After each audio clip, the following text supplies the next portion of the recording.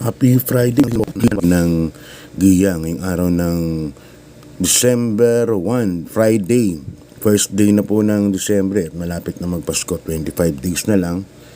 So, ngayon din po nag-umpisa yung no bearing. Balita ko yung no bearing na yan, abutin hanggang katapusan ng December. At isa pa, may nakapagbalita din sa akin, pero ito puro unconfirmed pa, hindi pa confirm, na magiging 5 days na po ang kareras bawat linggo, no? So 5 days a week.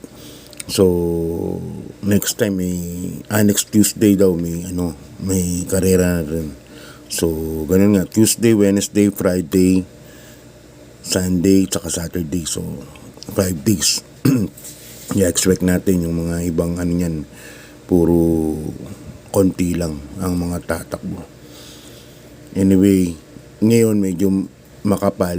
May mga ilang race na konti lang, katulad ng race number 1, race number 2. Pero bandang race number 5 hanggang huli, race number 8, medyo makapal na, no?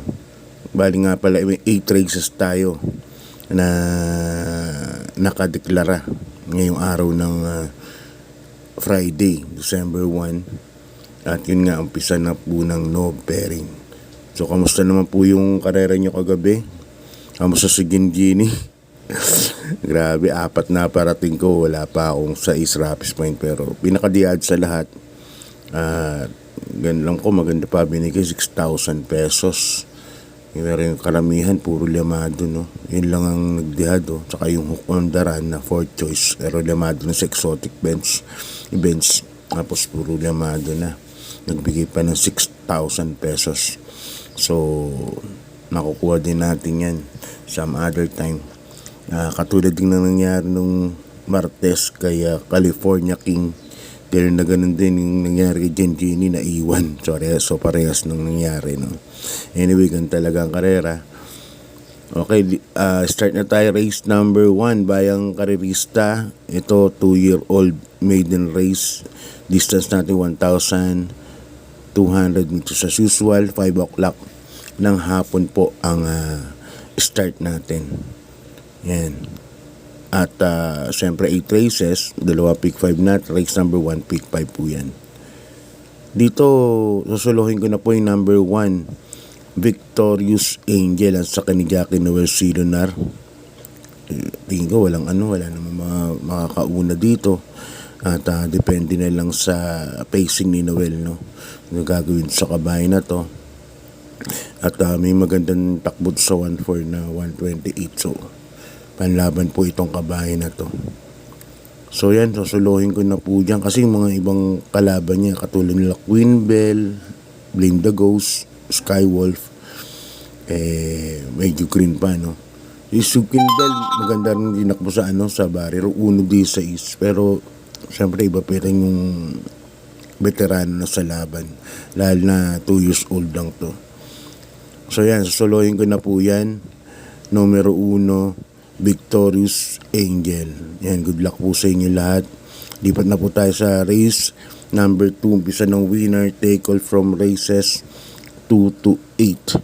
Yan, 28 points to 39 points merge po ito. At distance natin 1,200 meters lang. Dahil may 7 runners lang tayo, but 6 betting option, no? Yun. Dito susuluhin ko na po yung number 5, Pero Bell, nasa kay ni Jackie JB Hernandez. Naiinaman po ako sa kabahay ngayon na yan.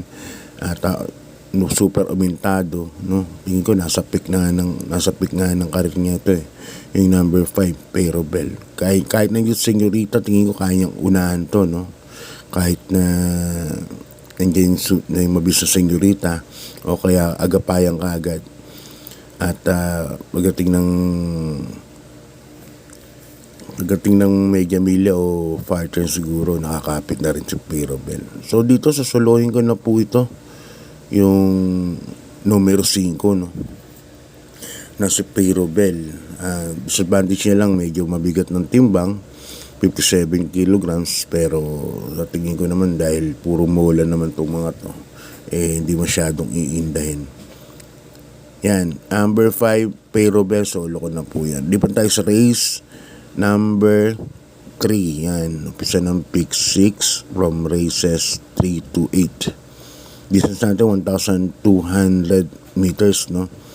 At dito may 6 na kalahok tayo, rating 5. Pinakamababang grupo sa rating base. At dito, solo ko na rin po yung number 5. I Love Mati, sa ni Jackie BJ Kera. Parang bumaba po ng laban, no? Itong kabayan ko dito. At saka no bearing naman, kahit manalo ulit siya, jump pa rin siya sa 5 na yan. Kadagdag lang ng 2 kilograms sa susunod ng takbo, pero rating 5 pa rin siya. So, yan. Ako soloin ko na yung number 5, I Love Mati. Ngayon, gusto niyo ng suporta o forecast, magandang dihado yung number 3, Charm and Luck. Yan. Pansuporta.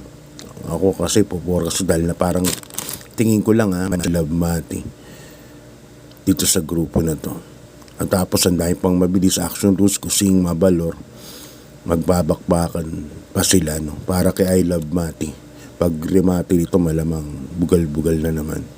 Ayan, solo ko na yun. Number 5, I Love Mati. Okay, lipat tayo sa race number 4, Bayang Karista, rating base class 4, 22 points to 27 points. Dito may 8 runners tayo, but 7 betting options lang. At medyo mataas din ang grupo nito, no? Dito na, umpisa na ng kaguluhan ng ng karera. Itong race number 4 na to. Kasi, sabi ko nga sa inyo, no bearing. So, lang tayo sa tiningnan tayo sa ikot, no? Sa balita, sa info. Okay, number 6 ako sa Lomo Ini. Sa ni Jackie Kelvin B. Abobo ito, nakaraan, natalo kay sa kabayan ni LABD, no? Na magaling. Melania ba yun? Oo, race number 1. Tingin ko yung talo lang sa numero. Nakita niyo naman, nabi ko, solo mo yun, nasa numero 1 yun. Pero kung ngayon, number 6 na siya, nasa labas na, mas maganda ang pwesto niya. At saka tingin ko baka mapabor po sa kanya dahil ang dahil pong mabilis, Moon Island, Stay Funny, Eye in the Sky. Second choice ko na rin yung number 1, Bahandi, saka Moon Island. Okay, lipat na tayo sa race number 5, Bayang Karista, another class 5, ratings 5, no? May nakambabang grupo, but mga mga placers, no? Yan. Dito may 10 runners tayo, kaya 1,400 meters po ang karera. First case ko yung number 3, Noir. Sakay ni AM10 Choco. Nakaraan, segundo ka signature move to. Parang may clean karera, 1,200 lang nun. Ngayon, 1,400 na. Yung last run niya. Lagay as 6 Lady of Peace, sasakay ni Jackie Charles Reyes. Maganda na po yung tinakbo niya last run, no? May chamba na po dito sa laban na to. Yung number 9 na to, Lady of Peace. Tapos lalagyan ko ng third choice, isang dihado. Number 5, Glenda's Magic, sasakay ni Jackie Anthony Guse. Yan, baka solo aire. Okay, lipat na tayo sa race number 6, Bayang Karerista. Ang race number 6 natin, class 5, 6 points to 10 points, split group. Dito may 9 runners po tayo, 1,400 meters ulit ang karera. Sasalohin ko na po rito yung numero 8, Yabat Dabat Dur, sa ni Jackie Jeffrey Tagulaw Sarate. Yan, nakaraan natalo si Yabat Dabat Dur. At actually hindi maganda na pinakita kasi yung nanalo ng 1.29.2. Tapos nung kay Sarate to nanalo to 1.28, no, nakapigil. So yun, nandito na naman si Lucky Julian. Tingin ko ito pwedeng i-forecast dahil mainam ngayon to, Lucky Julian. Pero ako salohin ko po na yan, number 8, Yabad Dabado, sa kinig Jeff Sarate. At tingin ko naman itutuloy ito, no, sa dahil J2 Sarate. Alam nyo, so dito sa lahat na namimili ng sakayan, hindi ba pwede sa, lalo na sasakay pa kay Boss Emong sa presidential yan. So I doubt na, nila to, ng connection. So dito sa 8, race number 7, race, no? Class 5, 6 points to 10. Actually, 1,400 meters. At first case ko rito ay number 7, Tatler Story yan. Bumaba ng laban na, sobrang baba na ng laban. Nasa ni Jackie Ponjap, Tabor, siya sasakay nito.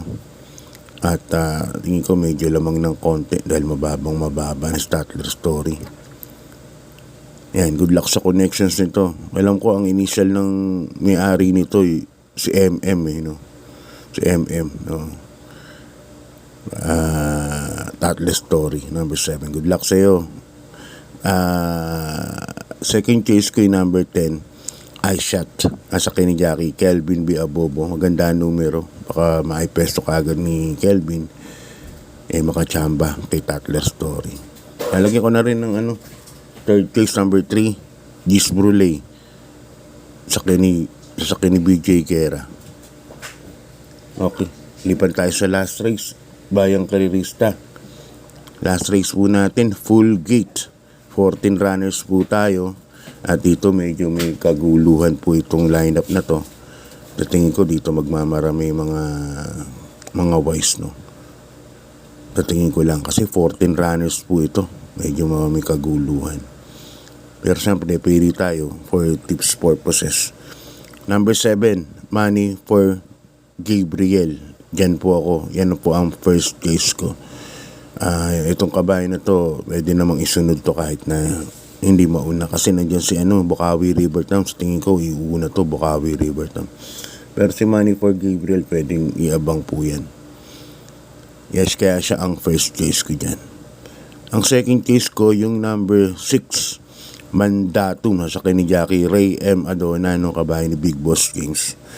Si Mandatum nakaraan tumakbo ng Maro. Segundo po ito kay Hakim, no? Napakalakas din ng laban na yan. At tingin ko may panalo po. Malaki din po ang panalo dito sa race na to, no? Sa last race. Tapos third case ko, number 4, Bukawi River Town, sa kay ni Jackie Ace Lara Aguila. Ito naman, sabi ko nga sa inyo, baka ito po ang mag-pacing, no? Siya po ang magbandera. Itong number 4, Bukawi River Town. So yan, Bayang Karisang, dito nilang good luck sa inyong pananayan, no? At sabi ko nga sa inyo, no bearing. So anything can happen. Alam nyo naman pag no bearing. Siyempre, yung mga minsan yung akalain natin magpapababa ng grupo, tapos ilalaban. Yan, mga ganun. Biglang ilalaban kasi nga no bearing, no? At isa pa, maganda na pa talaga pa premyo ng Pilra ko. Maganda na po ang premyo sa karera ngayon. Kaya dito na lang, Bayang Krista. God bless po sa inyong lahat. Good luck po karera sa Friday. At maraming salamat sa suporta.